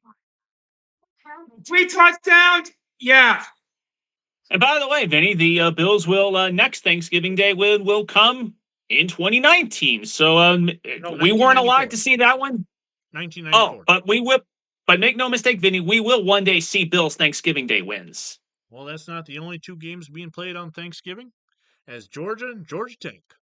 The Bulldogs and the Ramblin' Wreck, as the Bulldogs mauled the Yellow Jackets 42-26. Last year, Georgia lost by 20 to Tech. Between the hedges, this year's installment of clean, old-fashioned hate between the 8-2 and 7-3 teams turned out to be as lopsided as that day's NFL Thanksgiving games. Georgia set the tone with an interception on the game's first play, scored 21 points in the second quarter, and led 42-0 after three, until maximum garbage time scores took place. Georgia is riding high going into their Cotton Bowl battle. Only question is who will be the Junkyard Dogs Southwestern Conference opponent on New Year's Day. Mark, I know you're a Penn State fan, probably don't follow the South as much, but Georgia's demolition of Georgia Tech, how impressive is that for the Dogs? It's very impressive. I don't follow the South that much, but I you expect to be a little bit closer of a game, and Georgia just showed their superiority on this day. I don't know how I would have been able to follow the Bulldogs back in 1975 if I had been alive, but you guys know I am a massive Georgia fan, and I got one thing to say about this. There's nothing finer in the land than a drunk, obnoxious Bulldog fan. The Georgia Bulldogs demolishing Georgia Tech, whether it's in 1975 or 2025, gets me excited. Go Dogs.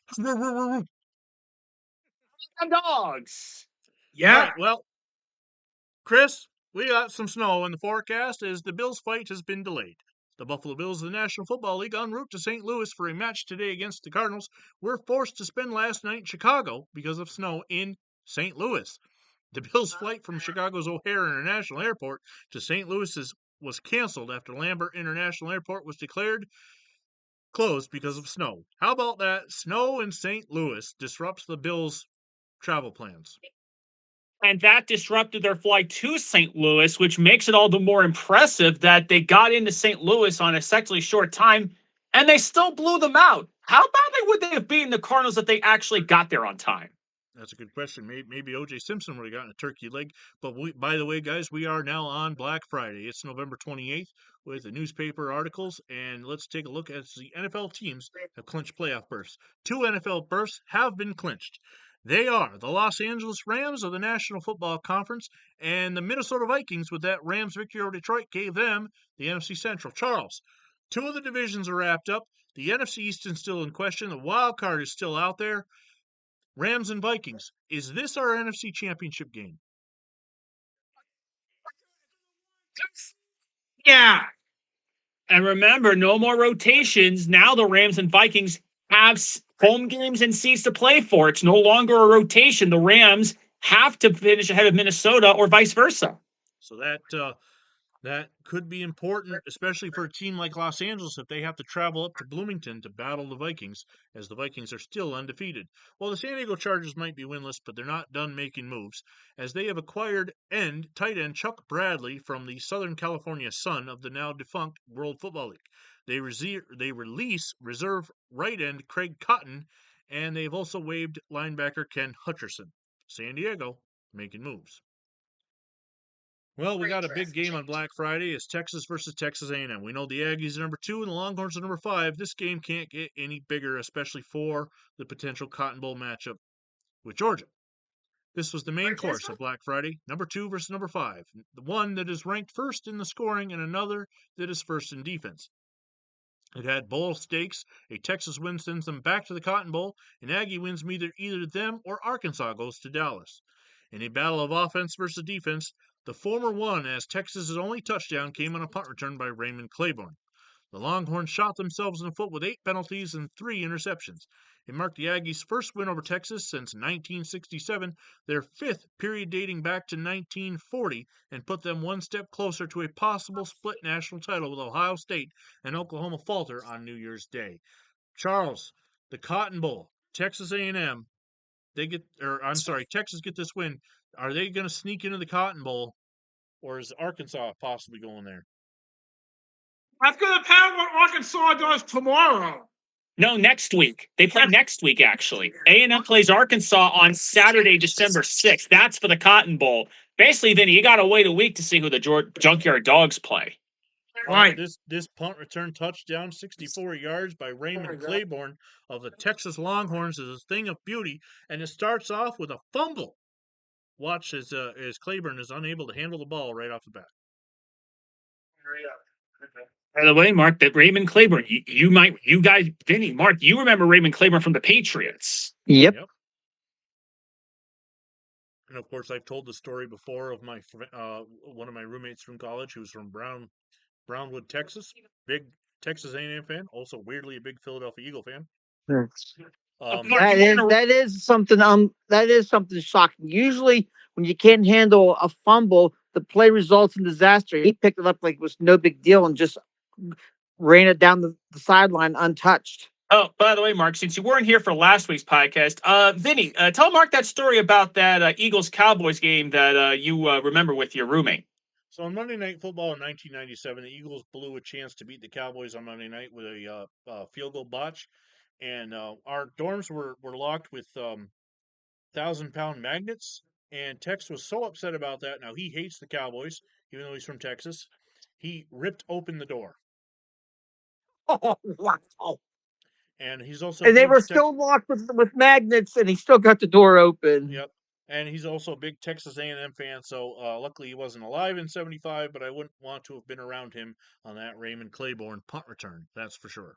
Yeah, neither would I. You got that right. The gentle giant, really, though. He was a great roommate. All right, moving on. It was just such a wild story, Vinny, when you told me that back in our '97 stuff. USC versus UCLA. Number 14, UCLA beats USC 25-22. Once again, the Battle of LA had Rose Bowl implications, but the Trojans, thanks to 3 straight losses, were reduced to role of spoiler. A Bruins loss would have sent the University of Cal Berkeley to Pasadena. UCLA damn near handed the Golden Bears that Rose Bowl ticket with a staggering 8 lost fumbles and allowing 136 yards to Ricky Bell. The Trojans, unlike most previous years, could not take advantage. They allowed only 3 completed passes, but 2 of them went for touchdowns. A team that tied 2 8-1 Air Force in is Rose Bowl bound for the first time since January of '67 gets a shot at revenge against Ohio State. The Trojans, in a most astounding turn of fate, went from the number 3 in the nation at the end of October to winless November. John McKay's announcement that he was leaving for the expansion Buccaneers seemingly made SC no longer favor their offensive execution. Chris, John McKay, did he doom the Trojans by taking the Buccaneers job? So freaking lootly. Yeah. I mean, here's a guy that had made Rose Bowl after Rose Bowl, always great down the stretch, and now they suddenly can't win a game in November? That's not a coincidence, guys. After John McKay, till after the season ends. And by the way, how about UCLA? They lose 8 fumbles, they complete 3 passes, and they win. Mark, we're not going to get to see Ricky Bell in the Rose Bowl. How is that? I mean, what does that do for the television audience? Who's on UCLA? What are the notable names? Wendell Tyler's on the Bruins. Okay, I don't think he's Ricky Okay, Bell. I do know that name. And their head coach is a name you might be familiar with, Dick Vermeil. Yeah, I know that. I know that. I've heard of that name from somewhere too. It's. I'd rather see Ricky Bell, but they got some other guys that can fill in the gaps. USC's been in a million Rose Bowls. Let someone else have the fun for once. It's Saturday morning, and let's head to upstate New York as Charlie Young says the Bills are alive and well. We've, of course, talked about that after their victory over St. Louis. But here is a cartoon for the Detroit Lions. Now, they play indoors, so this isn't talking about their own home weather. It's talking about their play versus the Rams on Thanksgiving Day. Basically, it's like when they missed that extra point on Sunday, that basically ruined any chance they had. They played so badly indoors, they may want to go back to playing outside. Larry Felser, who is the Bills beat writer, a together defensive thing, can push Bills' playoff swing. And, of course, Earl Morrall taking over for the Dolphins. The big game, Buffalo and Miami's coming up. Chris, what are your thoughts? Do we end this losing streak or what? If they can't do it now, they're never going to do it. They've gotten their mojo back. Miami doesn't have the aura. They don't have the guys they had. Did Miami use up all their luck to beat Buffalo the first time? They have lost at the Orange Bowl. They don't have that aura about them. If the Bills can't get them this year, then I don't know when they can. Reviewing Army and Navy. Army and Navy will be epic as always. Hope springs eternal. Army's football players wear Beat Navy signs on their helmets as they race through a final workout for today's classic meeting with Navy in Philadelphia. Army, winner of the only 2 games this season, have been beaten by the Middies 51-0 and 19-0 in their last 2 meetings. Regardless of the records, Mark, what does Army Navy mean, especially in the Pennsylvania region of Philadelphia? It's big time, especially in that neck of the woods. I don't know how big it is over on the western side of the state where I live, but over there, it's that's yeah, it's big. It goes back Philadelphia back to the Revolutionary War, where the army was founded with the founding fathers. It's big time covered every year over there.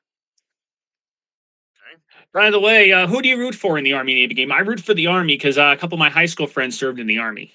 I changed the Navy because the Navy for me because my father served in the Navy, my uncle Les served in the Navy, and my grandma was a baker in the Navy. See, my dad did some time in the army, and my grandfather in World War II did time in the Navy. It's to me, it's a toss up. I just look and hope it's a good game.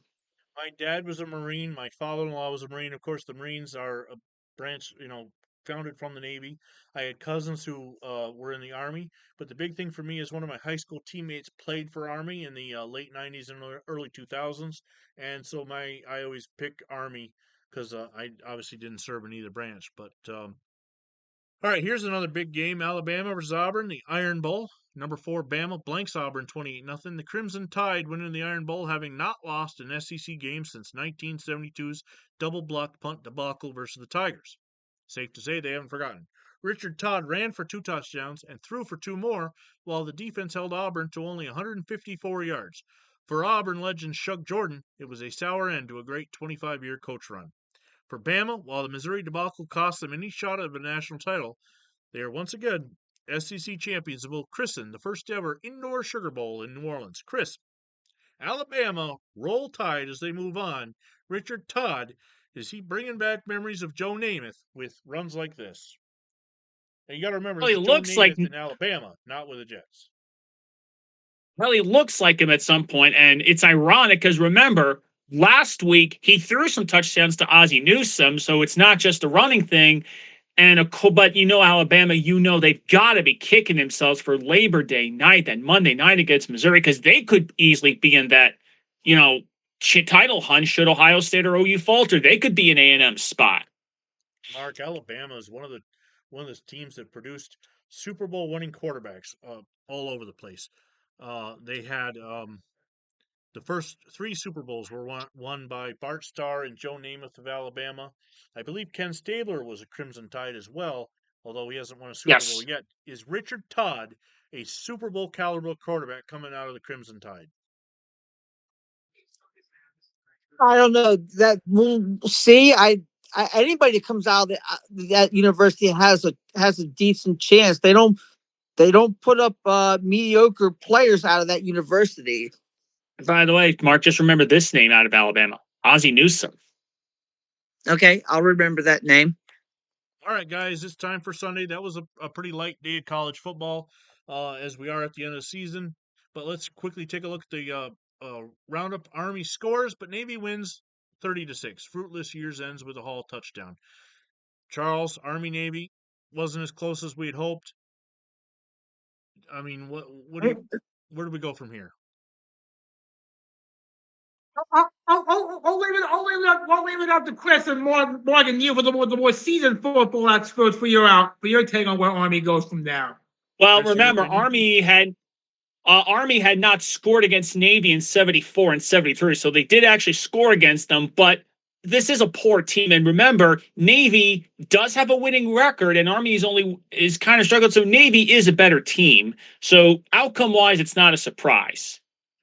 I love his opening If line. the Army may be what you can be, that does not necessarily apply to the football team. I love this opening line. Philadelphia, November 29th, by Dave Hershey. Maybe it's time to call out the Marines, or bring in George C. Scott to punt. Tell John Wayne to park the covered wagons and run a fly pattern to the nearest goal line. But whatever you do, hurry. The long gray line is about to disappear. Wow. Speaking of other news, and down in the ACC, Greensboro, North Carolina's tailback Mike Voigt was voted the Atlantic Coast Conference leading rush. Not voted. He is the Atlantic Coast Conference's leading rusher. We haven't talked about him when we've mentioned all of the running backs coming out of uh, college football, but he is the best of the Atlantic Coast Conference. Vinny, you should know this guy. Remember the North Carolina Notre Dame game? He was in that game. Out in New Brunswick. Okay, guys, I gotta get going. Okay. Bye, Mark. Thanks for joining us. Yep. See you soon. Rutgers Salt Syracuse 21-10. Edwards goes for 149. That's Rutgers fullback Kurt Edwards. The senior from Mattawan lugged 33 times for 149 yards, lead Rutgers to a 21-10 win over Syracuse before 22,000 at Rutgers Stadium. Rutgers 7 straight win, and Rutgers not only did they win 7 straight. How about Rutgers' record is 9-2? That's just Rutgers we're talking about. Late night, Saturday into Sunday, Arizona versus Arizona State. Number 8 Arizona State burns the Wildcats 24-21. This was for all the marbles in the WAC conference. 10-0 Arizona versus 9-1 Zona. Winner goes to the Fiesta Bowl against Nebraska. The Wildcats seemed to be on their way as they took a 14-10 lead thanks to forcing 2 turnovers to set up their touchdowns. But Dennis Sproul came through, throwing 2 touchdowns to John Jefferson and running for what turned out to be the game-winning touchdown. It marked the Sun Devils' 6th conference title in 7 years and a chance at true validation against a mighty Big 8 team. Charles, how about that? Arizona State going to the Fiesta Bowl against Nebraska. Do they stand a chance? Depending on who they play in the Fiesta Bowl. Who do they play? They play Nebraska. Say the Cornhuskers are probably going to be heavily favored, but don't expect Arizona State to just roll over and die. Hey, just remember they've beaten Florida State and in this game before, so it's not like they can't beat major conference teams. Yep. All right, we're not done yet. Charles, San Jose State played Hawaii late. The game comes in at 2:03 a.m. is their final. 2:05. The Rainbow Warriors shock San Jose State 30-20. Hawaii looked every bit the part of a 3-touchdown underdog in falling behind 20-6 against a team whose only loss coming in was to co-Pac 8 champion Cal. But in a stunning turn of events, the Rainbow Warriors refused to lose with 24 unanswered points and 4 interceptions, one of them a pick 6. For one night, a team that plays at Aloha Stadium, you could say looked like Pro Bowlers. Yep. And I don't know what happened with my future alma mater, but we were just flat tonight. They weren't flat. They had a lead. They blew a lead. They had a healthy lead. You were up, 20-6? You had a healthy lead. You were a 3-touchdown favorite. You just turned the ball. It's never easy to travel to Hawaii. Even if you're coming from California, it's never easy to travel for Hawaii and get up for a game. Hawaii sometimes pulls off these random upsets against teams. All right, taking a look. Ask Alabama. Previewing the weekend in the NFL, Vikes versus Skins, Bengals versus Oilers. Emotions are a key in these two games. Charles, big weekend in the NFL. You got the undefeated Vikings taking on Washington, who is hanging on for their playoff life. The Bengals and Oilers battling for that wild card, trying to get back maybe in the AFC Central. Have we had a big week of football bigger than this year in the NFL?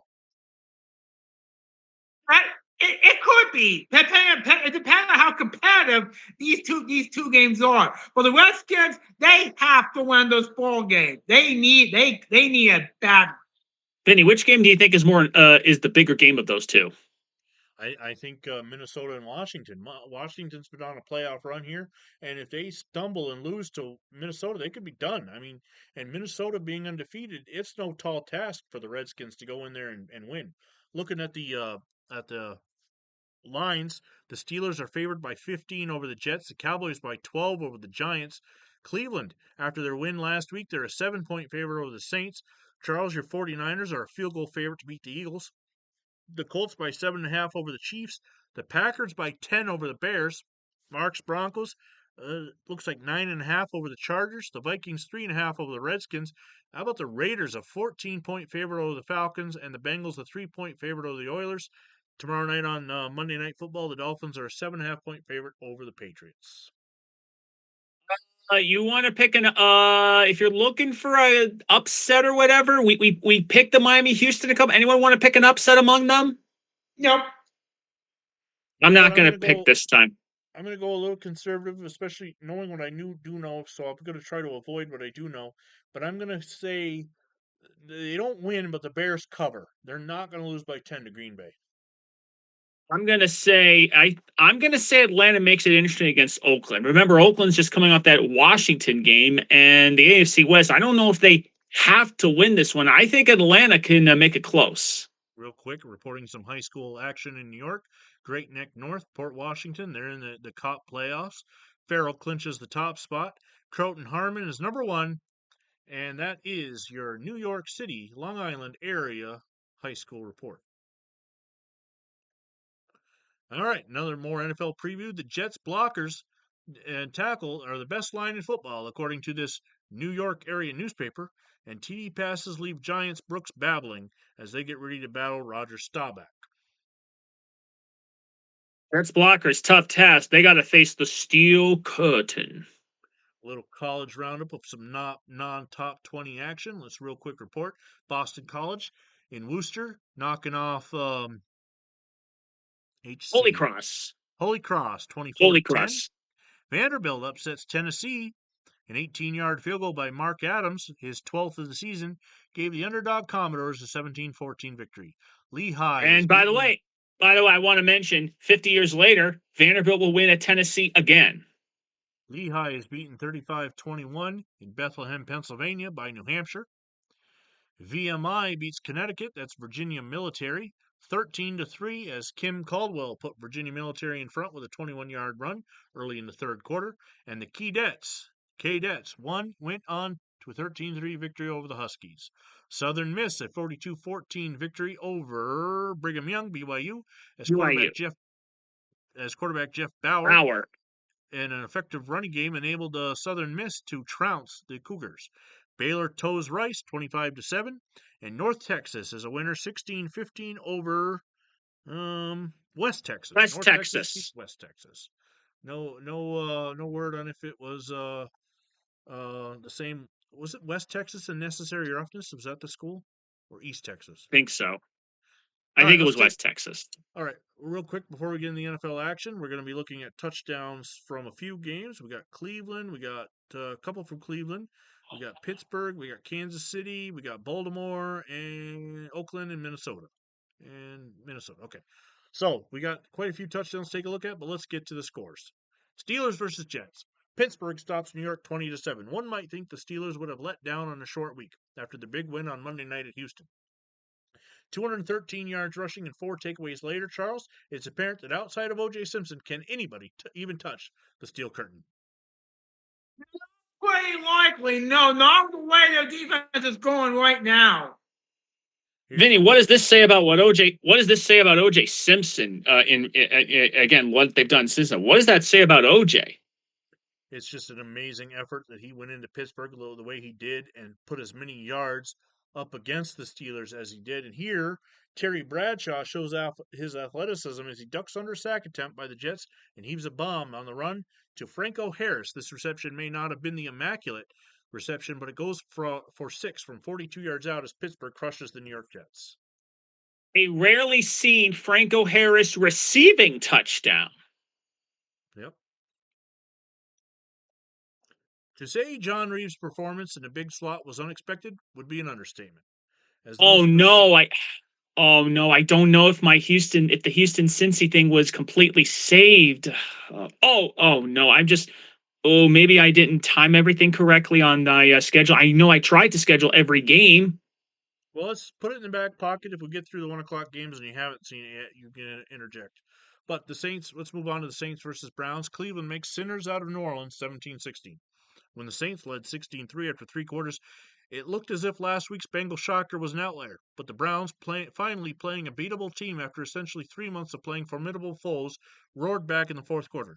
Even down 13, having played the likes of Pittsburgh, Houston, Minnesota, and Washington, meant they weren't afraid of the Eights. Charles, the Browns are now hot. They're on a 2-game winning streak. Not that it matters any. Again, that schedule. I think that schedule kind of, think about Cleveland has basically played only one team with the losing record all season, and for once they actually get to play a crappy team. And look at that football weather. Yeah, look at the field there in Cleveland as the trailing 16-3 against the hapless Saints in the fourth. Mike Phipps started to try and shake the label of trade bust off himself as he hit Reggie Rucker from 33 yards out. Don't know why. Sometimes it just replays. Now I trailing think I know what 16-3. happened. I think I know what happened, Vinny. I was scheduling these when I was in Seattle. Maybe the time zone Yeah. difference. It's all right. We'll get to it. Here's another touchdown. This one, Greg Pruitt slugs his way through the muddy turf at Cleveland Stadium for an 8-yard game winner against New Orleans. Is this your Vinny? Is this your type of football weather? This is beautiful football weather when you can't read the numbers on the back of the jersey anymore. It's been a good game. This is when you really have to dig down to. Here we go, Chris. Cincinnati drills Houston 23-19. This was basically a wild card elimination, 8-2 versus 7-3. The winner still having to fend off whoever doesn't win the AFC East. Cincy came in off a stunning loss at winless Cleveland and playing without top gun Ken Anderson. But backup quarterback John Reeves, at one time college football's all-time passing yards leader, turned back the clock to his Florida days. On a rainy day at Riverfront, he threw for 2 touchdowns and made no mistakes on a day the Oilers had 3 turnovers. Cincy has now swept Houston and still get another crack at Pittsburgh before all is said and done. For Houston, 0-4 against the Bengals and Steelers is a playoff death knell, Chris. But considering where his team was just a few years ago, they are still trending in the right direction. What are your thoughts on Houston and Cincinnati? Houston has come a long way, but they've still got a ways to go. I mean, they've went from winning, one game a year to playing meaningful football in November. But what they basically found out is there are levels to this. Against Cincy and Pittsburgh, they've beaten everybody else. They beat Miami, but again, beating Miami is one thing, but Cincy Pittsburgh is a little bit of a different animal. Chiefs versus the Colts. Baltimore corrals Kansas City 28-14. Any thoughts of a Colts letdown after last week's huge win at the Orange Bowl disappeared after a 42-yard Baltimore pick six? The sack pack dropped Len Dawson 7 times as Kansas City looked nothing like the team that had upset Dallas and Oakland. Charles, meanwhile, the Colts have won 6 straight, but with Buffalo's Thanksgiving win, there is still work to be done in the AFC East. Hey, all I got hope the Dolphins lose their game later today. And for the second week in a row, this date in touchdown history features Lydell Mitchell as he goes for another win. Baltimore secured another win when Lydell Mitchell went 70 yards against the Chiefs early in the third quarter to go up 21-0. Charles, if I may quote the great Chuck Thompson, who you're familiar with from his Orioles days, go to war, Miss Agnes. Yeah. Colt Club, 4100 Baltimore, Maryland. I wish Mark was here to see this one again. Another Penn State running back, Lydell Mitchell, breaking another long touchdown run. This one 70 yards against Kansas City. How do you feel about this, Vinny? Now the Colts have won 6 in a row. Well, it's definitely putting the heat on Buffalo. I mean, it's a great position to be in when both your teams have a chance to make the playoffs, but likely only one of them is gonna. Obviously, if I were actually alive at the time when Baltimore was moved in the AFC East, it would have driven me nuts having them both put in the same division. Not just the same conference, the same division, because I would have had to choose. And hindsight gives me the ability to say Buffalo, but I don't know. I would have been a Baltimore Colts fan if I was, my age then during the Johnny Unitas era, so it would have been hard. Charles, we move on to the 49ers. The 49ers are the Eagles as Philadelphia strikes gold versus San Francisco 27-17. The Niners outgained Philadelphia 405 to 277, but turned the ball over 7 times. Bill Bergey basically accounted for half of that with 2 interceptions and 2 fumble recoveries. After being on the right side of a previous turnover fest, San Fran now knows how the Aints and Chiefs felt. That basically eliminates San Francisco from any chance, Charles, at a wild card. That's just too bad. But we need a stable quarterback, and maybe we need a stable offense. Maybe Jim Plunkett we could get in the offseason. Well, and keep in mind, Charles, and remember, Steve Spurrier, he might be lost in the expansion draft. They may have to get a quarterback. I don't know if they're going to keep Spurrier. Who knows? Does this help the Eagles head coach Mike McCormick save his job? Well, it definitely helps because this is a team that's been humiliated by the Rams on Monday night. They choked the lead against St. Louis. if you're Philadelphia, you basically take whatever you can get, especially considering you're basically an afterthought to the Stanley Cup champion Flyers. Here's another thing just to mention one of the quarterbacks of all time for the Philadelphia Eagles, Mike Borrelia, Alphabet, Mike Alphabet. Mike Borla. Bears and Packers. Remember, I had said that the Bears could cover. The Packers were a 10-point favorite, and I was wrong. Green Bay packs away Chicago 28-7. How does one get excited for battle of 2-8 teams? The football's oldest rivalry on an icy field and a wind chill of -2. Basically, the essence of cold weather football. Fittingly, on a day better suited for playing hockey, John Brockington would have a hat trick with 3 touchdowns. Chris, anything to add to that? Wow. Well, if you're going to have 2 crappy teams, you might as well have crappy weather. And if you thought the mud in Cleveland, look at that football weather. I mean, if you thought the mud in Cleveland was football weather, what do you call this? Touchdown. God. But then 10 years later, Tampa Bay or Green Bay will say, hold my firstie. Yep. No doubt. All right, we got Giants and Cowboys. Big game for the Cowboys as they snore past the Giants 14-3. This game marked the first time in 10 years that Dallas didn't play their traditional late November Thanksgiving home game. This game, though, basically felt like a tryptophan nap. No scoring after the first quarter. But Doomsday stymied former Cowboy Craig Morton, and the Cowboys' offense did just enough.